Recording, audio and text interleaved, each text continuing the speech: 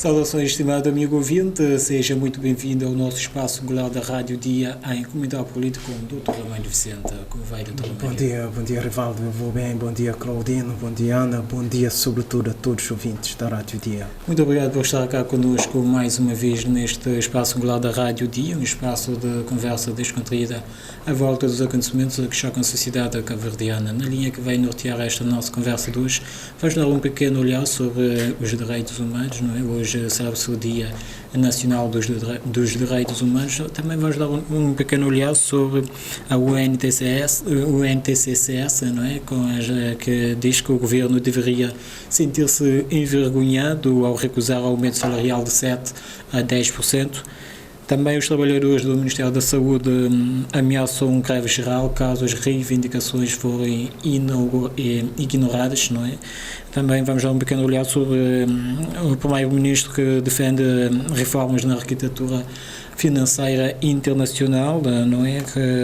Para alcançar os objetivos de desenvolvimento sustentável, bem como Cabo Verde e Panamá que assinam memorandos sobre a pesca ilegal e também a consulta política. São temas pertinentes. São temas importantes sobre os quais vamos debater, analisar ao longo desse período. Muito bem, entrando nos pontos que temos sobre a mesa, hoje celebra-se o Dia Nacional dos Direitos Humanos. Como tem sido a situação dos direitos humanos aqui em Cabo Verde?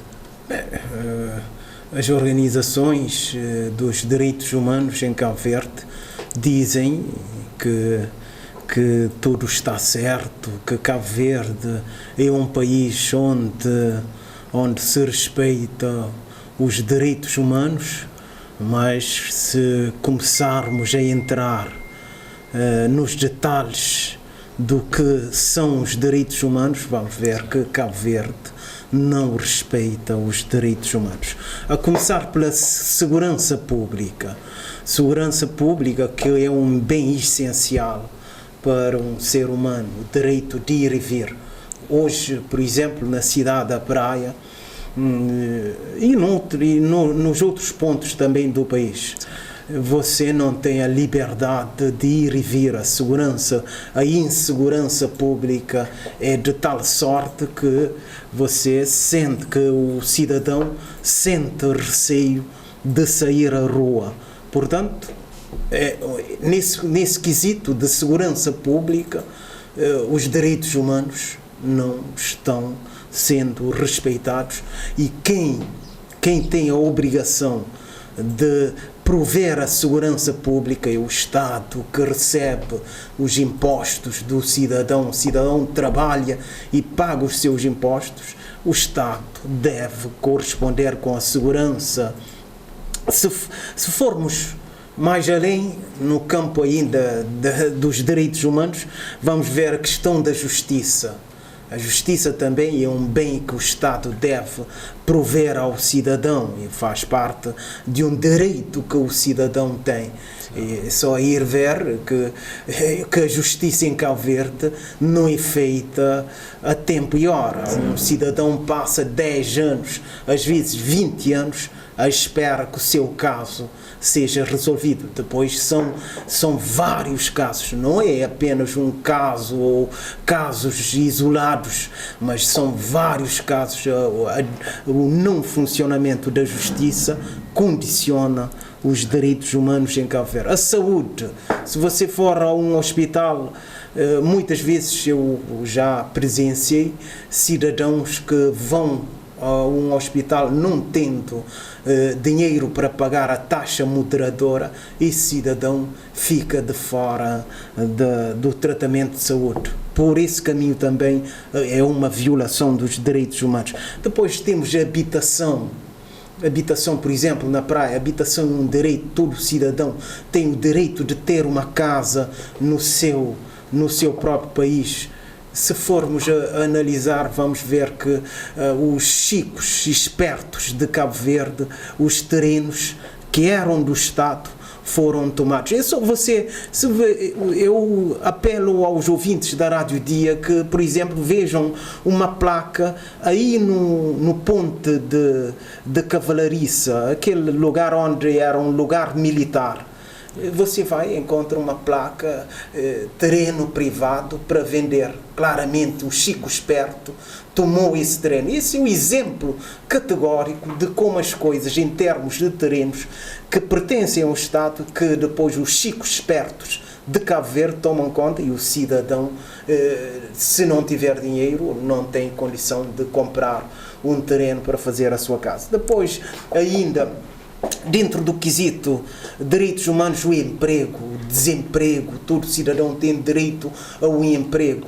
Nós, em Cabo Verde, o desemprego é tão alarmante. Depois o salário que vai perdendo o poder de compra, também é uma violação dos direitos humanos. Portanto, as instituições em Cabo Verde, em termos de direitos humanos, falam que, na verdade, Cabo Verde está bem em termos dos direitos humanos, mas se formos avaliar passo por passo, se entrarmos nos quesitos dos direitos humanos, vamos concluir que, na verdade, Cabo Verde não está bem em termos de direitos humanos. Muito bem, a secretária-geral da UNTCCS, Joaquina Almeida, diz também que o governo deveria se envergonhar ao recusar o aumento salarial de 7% a 10%. O que pensa sobre isso?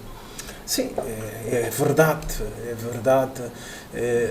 Eu via até um pouco mais, porque, na verdade, a taxa da inflação, a inflação acumulada de 2011, porque o último aumento salarial, atualização, nós dizemos o aumento salarial, mas não é o aumento salarial, é apenas a atualização do salário, reposição do poder de compra do salário. De 2011, parece-me, ou 2012, até agora, o salário foi reduzindo o seu poder de compra derivado da inflação. A inflação acumulada, se formos ver, a inflação acumulada durante esse tempo, esses 10 anos, nós já vemos de aproximar dos 20 e tal % de perda de poder de compra. Portanto, 7 a 10% é um valor razoável, e o governo vem com o aumento de 2,8%. Na verdade, a secretária da UNTCCS tem razão de chamar essa questão de falta de vergonha do governo, porque o aumento, a reposição do poder de compra devia ser de 10%, acima dos 10%. Porque se eu trazer um exemplo, vamos pegar o arroz que faz parte do cardápio da alimentação dos cabo-verdianos. Antigamente era milho, mas hoje já não é milho, hoje é arroz. Se você pegar o salário mínimo que eles querem trazer de 16 mil escudos em 2015, esse salário mínimo que hoje eles vão atualizar para 16 mil escudos, com esse valor de 16 mil escudos, você compraria, em 2015, você compraria 229 quilos de arroz. Porque arroz era 70 escudos e hoje é muito mais. Então 16 mil escudos dava para comprar 229 quilos de arroz, ou seja, perto de 9 sacos de arroz, cada saco 25 quilos mais ou menos. Hoje, com 16 mil escudos, você compra apenas 114 quilos de arroz. Veja, antiga 2015 você comprava 229 quilos com 16 mil escudos. Hoje, com 16 mil escudos, você compra 114 quilos de arroz, ou seja, 5 sacos de arroz. Ou seja, nesse período a inflação fez com que o cidadão perdesse 4 sacos de arroz. Portanto, a secretária da UNTCS, Joaquina Almeida, tem toda a razão. E hoje, para você comprar a mesma quantidade de arroz que você comprava em 2015, hoje, por exemplo, 229 quilos de arroz, que em 2015 você comprava por 16 mil escudos, hoje você tem que levar 31.500 escudos. veja a perda que o cidadão cabo-verdiano tem sofrido com a inflação. Tem toda a razão de ser essa chamada de atenção do governo, porque, na verdade, a inflação tem corroído o poder de compra e a reposição do poder de compra deveria ser, no mínimo, com uma atualização de salário na ordem dos 10% ou mais. E depois, quando você vê a questão do governador do Banco de Cabo Verde a atualizar o seu salário em 17, o salário do governador do Banco de Cabo Verde, que agora passa a ser uma fortuna de 510 mil escudos por mês, na verdade, a senhora doutora Joaquina Almeida tem toda a razão de chamar a atenção do governo, que o governo deve ter vergonha na cara para atualizar, trazer essa questão do aumento salarial de 2,8%. Portanto, é o que eu devo dizer, e dentro desse quesito também já, veja, se você comprava com 16 mil escudos, você comprava 200 e tal quilos de arroz, hoje com 16 mil escudos você compra 100 e tal, uma perda relevante do poder de compra. A questão da erradicação da pobreza, o primeiro-ministro foi a Nova Iorque fazer um discurso bonito. Ele talvez pense, ele deve estar a pensar que a assistência em Nova Iorque não tem acompanhado a situação em Cabo Verde. Provavelmente o nosso primeiro-ministro deve ter feito um papel ridículo em Nova Iorque, porque todo o discurso dele não corresponde à realidade da sua governação, porque, por exemplo, quando ele fala de ODS, Objetivo de Desenvolvimento Sustentável, e erradicação da pobreza, quando, na verdade, a governação dele tende a levar o cidadão a ser cada vez mais pobre. Quando ele fala do trabalho decente, é um outro objetivo de desenvolvimento sustentável, a questão do trabalho decente. Não há trabalho decente, um cidadão ganhando um salário de 16 mil escudos, que é o objetivo deles, é aumentar esse salário mínimo. A redução das desigualdades, também um outro objetivo, que com essa governação estamos a aumentar as desigualdades. Portanto, Joaquim Almeida tem toda a razão. Eu penso que agora os sindicatos têm que ter força, têm que ser capazes de galvanizar os trabalhadores à volta desse objetivo de aumento salarial no mínimo de 10%, é trazer o trabalhador à rua, é levar o trabalhador, se possível, a uma greve geral, no sentido de obrigar o governo a ter em linha de conta a perda do poder de compra dos trabalhadores. Falando em greve geral, os profissionais do Ministério da Saúde ameaçam também uma greve geral caso as suas reivindicações forem ignoradas. De que reivindicações se trata, doutor Lante? Sim, a situação no Ministério, segundo a informação publicada pelo Santiago Magazine, a situação dos trabalhadores do Ministério de Saúde é uma situação que eles chamam de situação laboral caótico, estressante, desmotivante e crítica, e segundo os 6 sindicatos que representam os trabalhadores do Ministério da Saúde, estão unidos no sentido de, se não houver resposta às suas reivindicações, a greve, segundo eles, a greve será o caminho inevitável. E eles têm dito que têm tentado falar com a ministra Filomena Gonçalves, e que 10 de janeiro tem tentado falar com essa ministra e que a ministra não tem respondido às suas solicitações. Hoje eles vão entregar um caderno reivindicativo e nesse caderno vai estar a questão da precariedade do vínculo laboral. Um médico, por exemplo, contratado a prazo, não tem segurança no seu trabalho. A insuficiência dos recursos humanos vai estar também, é uma outra reivindicação que vai estar nesse caderno reivindicativo.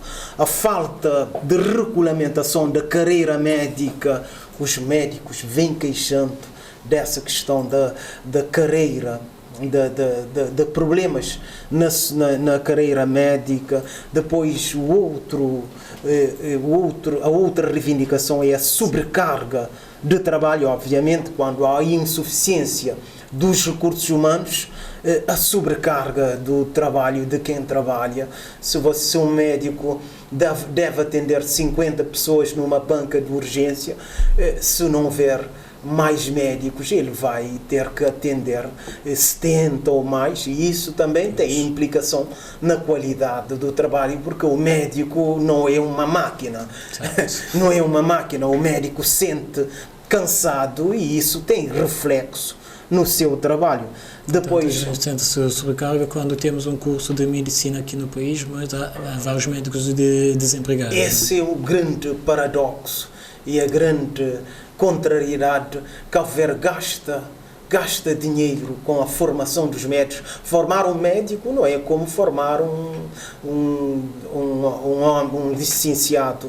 A licenciatura na medicina é muito mais cara que a licenciatura em Direito e outras áreas, porque, pronto, decorre da própria condição da medicina, laboratórios e outras coisas que, portanto, é mais uma contrariedade e segundo o Bastonaro, vamos ver mais à frente, segundo o Bastonaro, há organizações no estrangeiro que têm recrutado médicos em Cabo Verde. Nós formamos médico nós com necessidade dos médicos, não recrutamos e os outros vêm, aproveitam dos nossos recursos humanos e recursos financeiros também, porque pronto, houve gasto e houve investimento na formação do médico. Depois, nesse tal caderno reivindicativo vai estar também a questão do atraso no pagamento dos salários e o não pagamento das velas e problemas também da insegurança física. Portanto,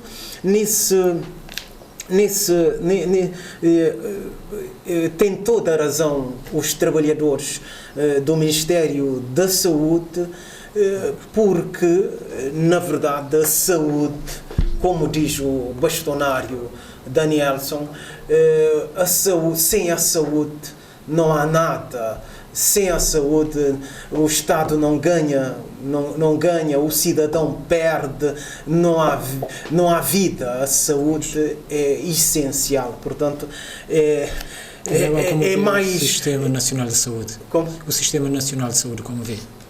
É isso, essa reivindicação que, na verdade, o Sistema Nacional de Saúde não tem respondido. Se formos analisar o Sistema Nacional de Saúde, vamos primeiro analisar a questão económica, o orçamento do Estado, que, na verdade, não é suficiente. Ainda dentro da questão económica aparece a questão da parte do paciente, pagamento das taxas moderadoras e outras taxas de consulta. Aí há um problema. E ainda dentro do sistema, a questão da qualidade do tratamento de saúde, se há falta de recursos humanos nos hospitais, automaticamente condiciona a qualidade do tratamento de saúde, porque, como lhe disse, o médico, o pessoal que trabalha nos hospitais não são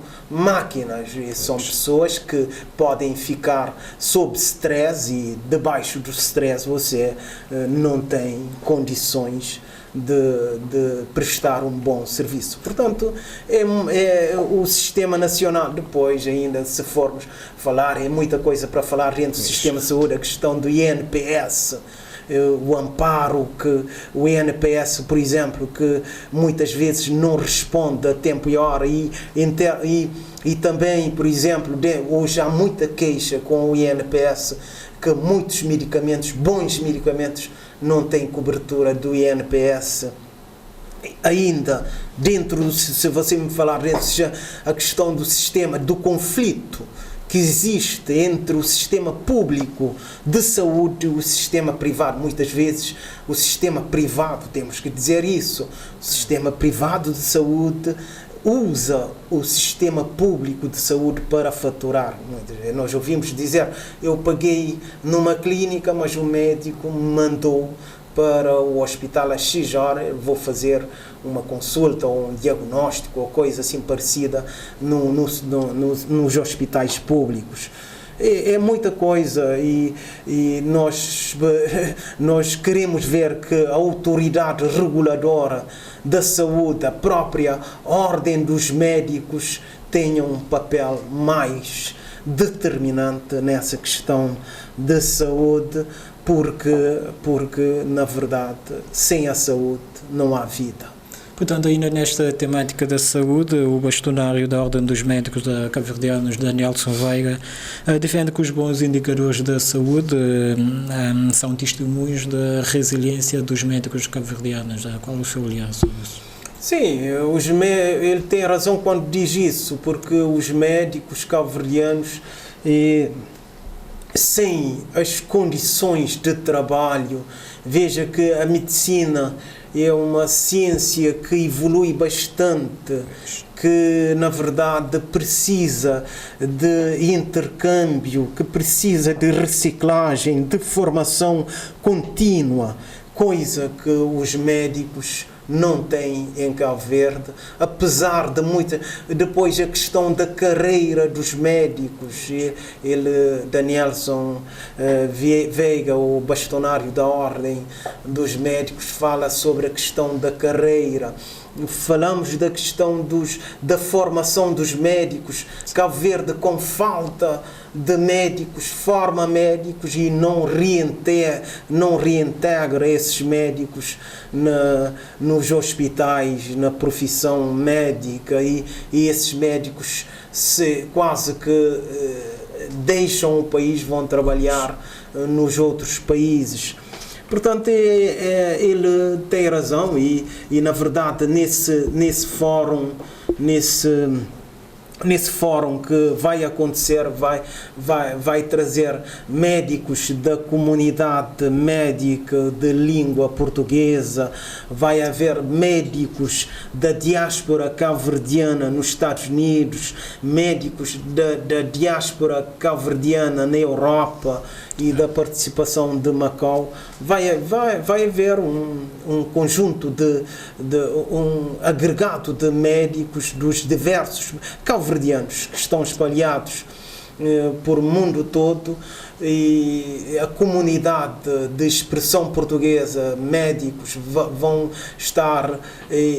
encontrar e no fundo vão discutir os diversos problemas que afetam a comunidade médica em Cabo Verde. Só não vai estar presente os médicos da Guiné-Bissau e de Timor-Leste, mas o certo é que o próprio bastonário da Ordem dos Médicos traz a questão de que os médicos não se sentem valorizados porque não tem havido um ajuste adequado no sistema de saúde, e que até certo ponto a falta dos médicos nos hospitais faz com que os médicos fiquem cansados, e esperemos que na verdade esse fórum que vai acontecer traga alguma coisa de novo e que haja um envolvimento de todos os médicos, no sentido de haver uma pressão perante o governo, porque a saúde, se temos dinheiro para aumentar o salário, nós não podemos, esse é o X da questão agora. Se temos o dinheiro para pagar um governador do Banco de Cabo Verde 510 contos por mês, nós temos que ter dinheiro também para pagar bem os médicos, porque os médicos cuidam da saúde, é uma atividade prioritária para a vida dos cabo-verdianos. Se temos dinheiro para pagar ao governador do Banco de Cabo Verde 510 mil escudos por mês, temos que ter dinheiro também para, na verdade, pagar um médico conforme a exigência da própria profissão.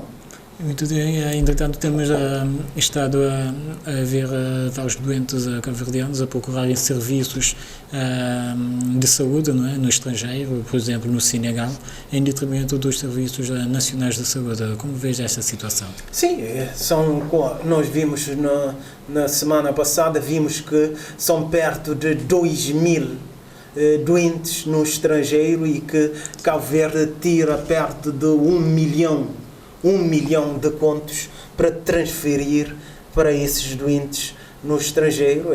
É muito dinheiro, é o indicador de que essas evacuações para Portugal, por exemplo, e outros países, Senegal já não é evacuação via Estado. E Senegal, você arranja o seu dinheiro, junta, os familiares apoiam, os amigos apoiam, e você vai a Senegal procurar a sua saúde. E nesse quesito o bastonário da Ordem dos Médicos, Danielson Veiga, chama a atenção da questão do relatório, quando ele mesmo apela que quando uma pessoa vai a Senegal, que procure o número do médico, o nome do médico, o número de cartão de cartão profissional desse médico, a questão do relatório médico que a pessoa tem que trazer. Eu vou reforçar esse pedido, eu vou ajudar a reforçar essa questão do relatório médico, mas a evacuação dos doentes para o estrangeiro é claramente um indicador de que, na verdade, o nosso sistema de saúde tem muito que melhorar. Nós temos que investir bastante na formação, nos equipamentos, nos laboratórios. É isso que temos que fazer para, na verdade, termos um sistema de saúde que, excepcionalmente, uma pessoa pode ser evacuada para o estrangeiro, não dessa forma em que mostra claramente a incapacidade do nosso sistema de saúde, não dos médicos, não dos profissionais, mas a incapacidade de gestão de todo o sistema de saúde. Isso aqui já tem a ver com a ministra da Saúde. A ministra da Saúde tem que ser proativa, tem que trazer investimentos, tem que trazer investimentos na área dos recursos humanos, formação, reciclagem, investimento nos equipamentos e edifícios, um novo hospital, coisa assim parecida. É isso que mostra que, na verdade, o nosso sistema de saúde, as evacuações, tem sido o indicador que mostra que, na verdade, nós temos um longo caminho a andar para melhorarmos o nosso sistema de saúde. Muito bem, passar para o próximo ponto desta nossa conversa. O primeiro-ministro Ulisses Correia Silva defende a reforma da arquitetura financeira internacional para alcançar os objetivos de desenvolvimento sustentável. Qual é o seu olhar sobre isso? Sim, o primeiro-ministro, como disse, o primeiro-ministro pode fazer o discurso que ele quiser, só que o discurso que ele faz às vezes pode não passar, porque a situação de Cabo Verde é analisada a nível interno e a nível internacional. Porque quando, por exemplo, ele chama a questão de erradicação da pobreza, ele faz o seu discurso focado na erradicação da pobreza, e o salário do cidadão cabo-verdiano a perder o poder de compra, mais de 20% da perda do poder de compra do salário, a erradicação da pobreza que ele chamou a atenção em Nova Iorque, não vai passar, porque na verdade é uma contradição. A governação dele, no fundo, em vez de erradicar a pobreza, está a aumentar a pobreza, porque quando o salário, já demos o exemplo de 16 mil escudos que comprava 200 e tal quilos de arroz. Hoje, 16 mil escudos compra 100 e tal quilos de arroz. Para você comprar a mesma quantidade de arroz que você comprava em 2015, você tem que ter 16 mil escudos. Hoje você tem que ter 31 mil escudos para você comprar. Veja a perda do poder de compra do cidadão cabo-verdiano. Portanto, quando ele vai a Nova Iorque e faz esse discurso de erradicar a pobreza extrema em 2026, não corresponde. Ninguém vai acreditar. As pessoas vão ver na cara desse primeiro-ministro e diz: esse cidadão quer tratar-nos de tolo, porque na verdade a governação dele é para aumentar a pobreza em 2026. Depois, quando ele fala da transição energética, nós em Cabo Verde temos sol, temos mar, temos vento, mas não vemos esses investimentos nessa área acontecer. Não há transição energética em Cabo Verde. Nós temos sol, temos com uma grande ventoinha de vento, você podia, lá em cima, você podia produzir energia limpa que dava para toda a cidade, a praia, ainda para transformar a água do mar em água doce e utilizar na agricultura. Portanto, a transição energética que ele falou também é algo que ele está a falar para o vento, não para o ouvido das pessoas. Ele diz que, nesse discurso, ele diz que estamos a investir para reduzir a dependência das fontes de água subterrânea para a agricultura. Bom, em alguma coisa já ouvimos dizer que tem havido algum investimento nesse sentido. Ele diz que queremos transformar Cabo Verde numa nação digital e diversificar a economia. Nós temos pessoas a passar fome. Agora estamos a querer transformar Cabo Verde numa nação digital. Eu gostaria de perguntar a esse primeiro-ministro se as pessoas vão comer a internet. É preciso perguntar a esse primeiro-ministro se as pessoas vão comer a internet, porque transformar Cabo Verde numa nação digital quando as pessoas estão a passar fome. As pessoas no desemprego, salário a perder força, e o primeiro-ministro a falar da nação digital. Primeiro tem que priorizar o que é essencial, a comida para as pessoas. Primeiro temos que pensar na comida, na saúde, depois é que vamos pensar na nação digital, mas é o inverso. Ainda há muitas coisas que ele falou. Por exemplo, nós abraçamos a Agenda 2030 das Nações Unidas como nosso roteiro para o progresso.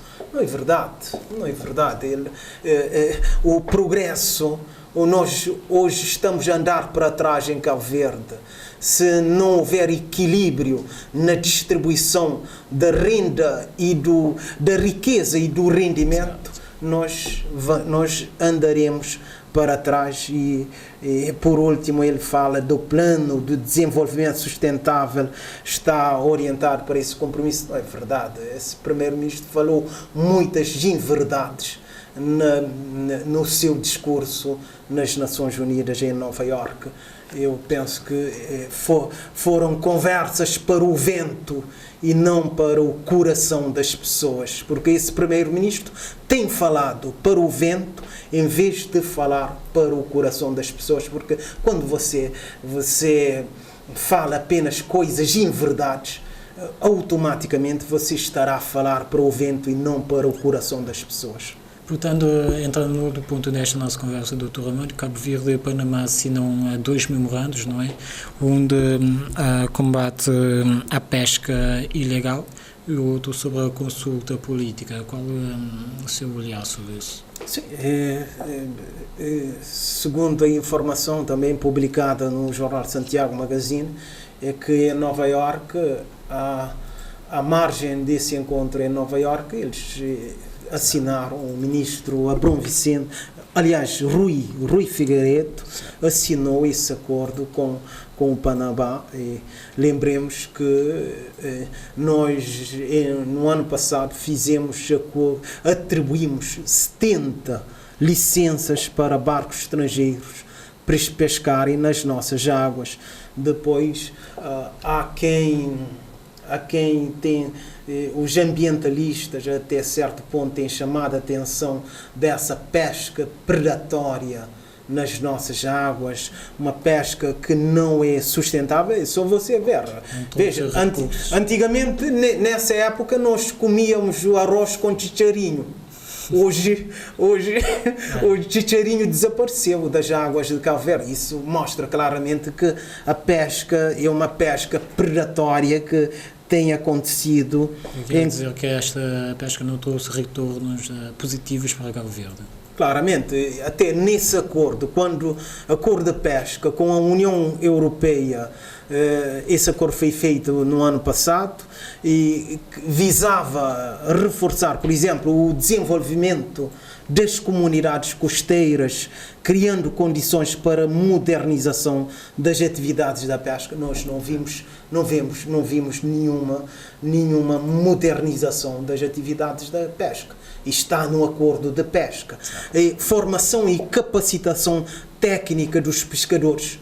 Nada de formação técnica dos pescadores está nesse acordo de pesca com a União Europeia. Criação de novos postos de emprego e segurança a bordo. O pescador em Cabo Verde desaparece no mar e a própria segurança a bordo, eu não tenho informações sobre isso, vou ficar na dúvida se há o cumprimento desse quesito. Por último, melhoria das condições de vida das comunidades, por forma a se poder avançar com segurança para a industrialização do setor das pescas, é coisa que não temos visto em Cabo Verde. O acordo de pesca com a União Europeia devia servir para, na verdade, também incrementar a industrialização da pesca em Cabo Verde, não receber essa migalha que a União Europeia nos dá depois toda essa conversa de desenvolvimento das pescas, de capacitação técnica dos pescadores, da industrialização da atividade da pesca em Cabo Verde, tem sido apenas conversa para boi dormir. Muito obrigado, Dr. Armando, por estar cá connosco. Foram temas pertinentes, não é? Foram temas pertinentes. Muito obrigado, Rivaldo. Obrigado, Claudino, Ana. Obrigado e muito obrigado, sobretudo, a todos os ouvintes da Rádio Dia. Muito obrigado, caro amigo ouvinte, por estar cá connosco neste espaço regular da Rádio Dia.